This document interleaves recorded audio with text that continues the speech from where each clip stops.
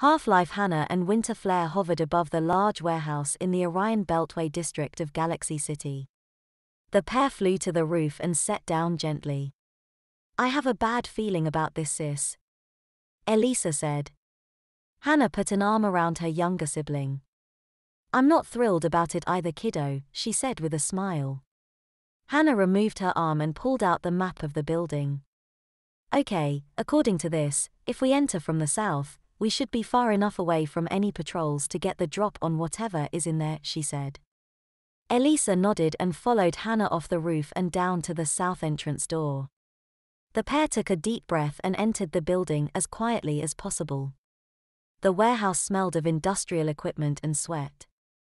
The odor assaulted the sisters' nostrils as they made their way inside from the fresh air of the street. "This place stinks," Elisa whispered as she pinched her nose closed. Hannah turned and smiled at her and made a motion for her sister to be quiet as they came to another door. "Open the door slowly and I'll head in first," she directed. Elisa nodded and grabbed the handle of the door. With a low creak, the door opened slowly, allowing Hannah to enter the room beyond. Elisa peeked around the corner and followed behind her sister. "I don't think this is the right place," Hannah whispered. Elisa nodded. "It seems like this place should be crawling with Malta if this is where they're keeping back alley brawler," she said.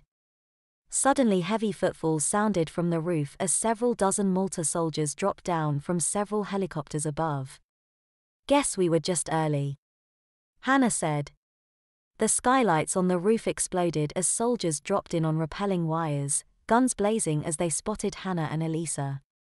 The two sisters split apart and flew to opposite ends of the warehouse, bullets whizzing past them as they flew for cover.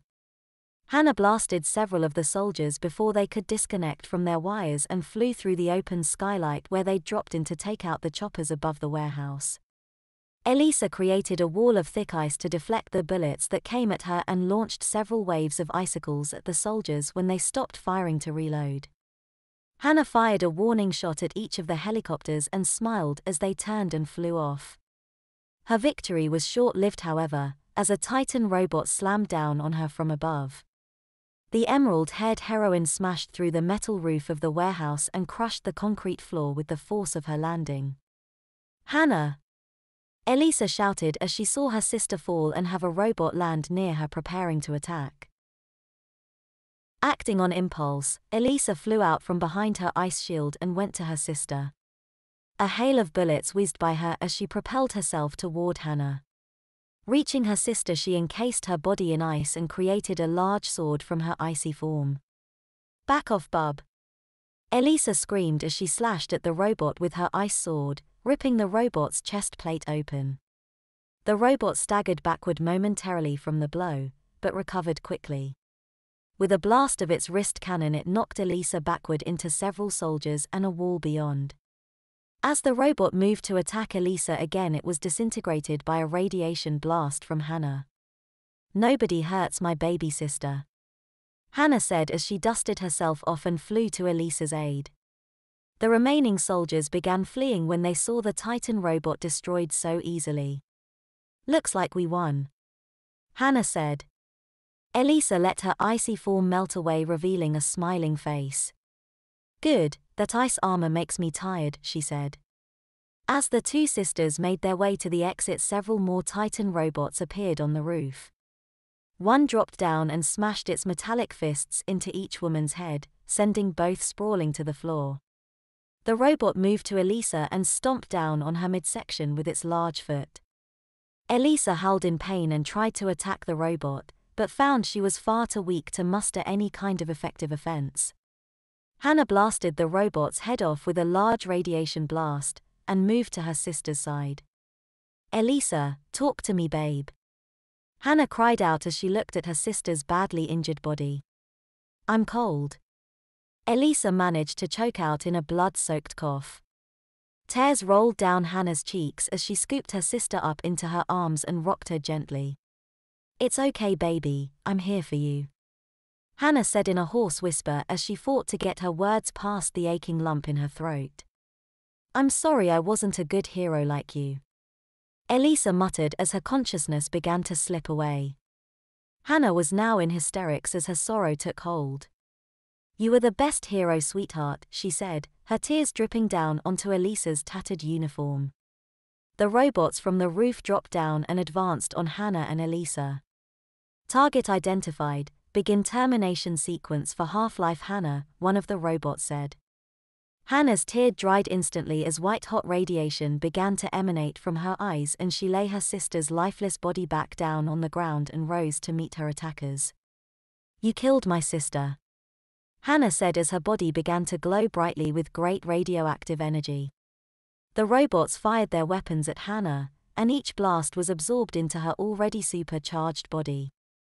Hannah merely flexed her power slightly and shattered the robots instantly.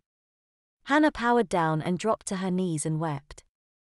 "I'm so sorry, Elisa," she cried as she picked up her sister's body and flew through the open roof of the warehouse and back to the base. Center, asterisk asterisk asterisk asterisk asterisk asterisk asterisk asterisk asterisk asterisk asterisk asterisk asterisk asterisk asterisk asterisk is center. Speaking as a person that deals with ice for a living, I have to say that everything gets really cold when you're dying. I guess I always thought that it was just something that the movies did for dramatic effect, but it actually happens. It's funny, I never thought that I'd die so young. I always thought that Hannah and I would grow old together and talk about each of our families as we knitted in our rocking chairs. Then again, I never thought that I'd be crushed by a giant robot while trying to save the life of a superhero. I really don't think it's fair that I'm dying, but I'm glad it's me instead of Hannah. I don't know what I'd do if I had to watch her die. I just wish that I could feel her holding me close to her. I wish that I could feel the warmth of her body or smell her perfume. Unfortunately, all of that's lost to me now. All I feel is cold, and all I see is a foreboding darkness creeping up on me. Now would probably be a good time to say that I love you, Hannah. Too bad my voice is gone. I have a feeling that you know anyway, so it's okay if I don't say it. I thank you for all that you've done for me over the years, big sister. I'll miss you. Hannah's tears returned with a vengeance as she looked down at her sister. All the color had drained from her. She was still and silent. Hannah stopped flying and landed on a nearby roof, her own body weak from the fight and from her emotional turmoil.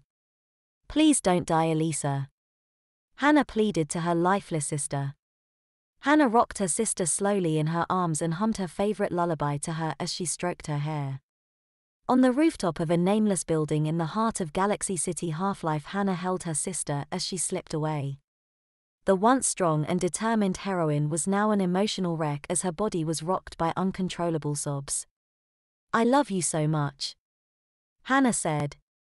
Elisa lay motionless, a single tear leaking from her closed eye and freezing as it rolled down the side of her face. To be continued. Center, Part 2, The March of War.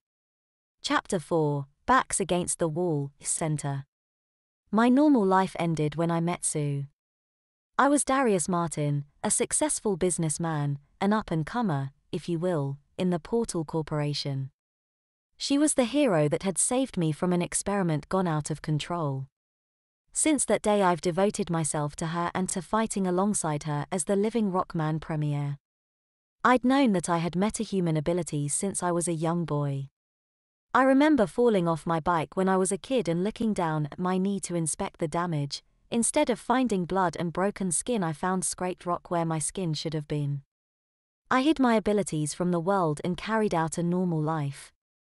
Sue and I are engaged to be married after several months of dating. I don't know what I'd do without her. Center, asterisk asterisk asterisk asterisk asterisk asterisk asterisk asterisk asterisk asterisk asterisk asterisk asterisk asterisk asterisk asterisk is center. Sue Radiance and Premier watched a Malta patrol go by from their hiding place in the dense forest of the Serpent's Teeth area a few miles off the coast of Talos Island. The patrol guarded several large tents, one of which contained Citadel.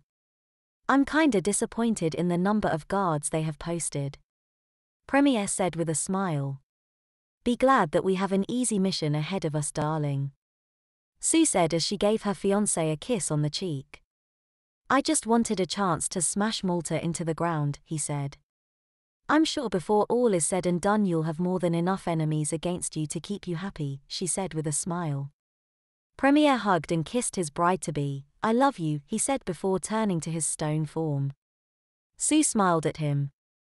I love you too, she said and took flight with him in tow, dropping him from the air onto the soldiers below, preparing to fly in after a moment to provide backup. As Premier plummeted to the ground he looked back up at the love of his life. Good luck, Sue, he thought as he hit the ground with a shockwave that knocked several nearby soldiers off their feet. Bullets bounced off his stony hide harmlessly as he bent down and pulled a large section of the earth up and launched it at a group of soldiers, smashing them to the ground with the weighty chunk. Another group of soldiers scattered when a blast of energy struck the ground in the middle of them. Sue hovered down to meet with her teammate and carry on the fight. Several soldiers came from the forest and opened fire on the duo. Premier shielded Sue with his body and provided her cover to fly up and blast the soldiers away. These guys are rookies, Premier said as Sue came back down to him. Then maybe you're ready for the majors, a man's voice said from one of the tents. Who are you? Sue asked the man as she prepared an energy attack for him. The name's Alpha Black, the man dressed like a cowboy answered with a tip of his hat. What are you doing here? Premier asked. Alpha Black smiled. Well, I'm not gonna lie, I'm here to make sure you die, he said. Sue blasted at Alpha Black, leaving a smoking hole in the man's chest. Please, Alpha Black said as he looked at Sue and Premier with a smile. Sue and Premier watched in amazement as the hole closed up before their eyes, leaving no mark behind save the burned clothing around it. Alpha Black quickly drew his weapon and shot Sue in the stomach, sending her sprawling to the ground. Sue, Premier shouted as he leapt in front of her to protect from further attack. Alpha Black fired another shot at Premier and hit him in the shoulder. The shot went through his rock armor and arm below and back out the other side. Looks like you can get blood from a stone, Alpha Black said with a smile. Now that you two are weakened, I have a new playmate for you, he said and pulled a remote control from his jacket and pressed a large red button on its face. Premier crouched near Sue as the ground began to rumble and a heavily armored robot came from the forest behind. Premier and Sue Radiance, meet the Chronos class Titan, Alpha Black said. 20 feet tall, weighs 200 tons, and has a nasty disposition. Enjoy, he said as he ran for the cliff side near the campsite and leapt off. Seconds later a helicopter appeared in the air with Alpha Black inside saluting the two heroes with a smile as he flew away. Sue, wake up honey, Premier said as he hoisted his lover into his arms. Sue held her bleeding stomach and looked up at him. We're not gonna make it, are we? She asked weakly. Premier shook his head. Doesn't look like it, hun, he said. Set me down, she said. Premier gently set his fading girlfriend down onto her feet. Now is as good a time as any to try this out, Sue said. Premier watched as Sue's body began to glow, softly at first but gradually building to a near-blinding glow. What are you doing, Sue? Premier asked, concerned that she was expending too much energy in her weakened condition. It's something I've been working on, I call it supernova, she explained. Give me your hand, she said. Premier took her hand in his stony mitt enveloping her small hand easily.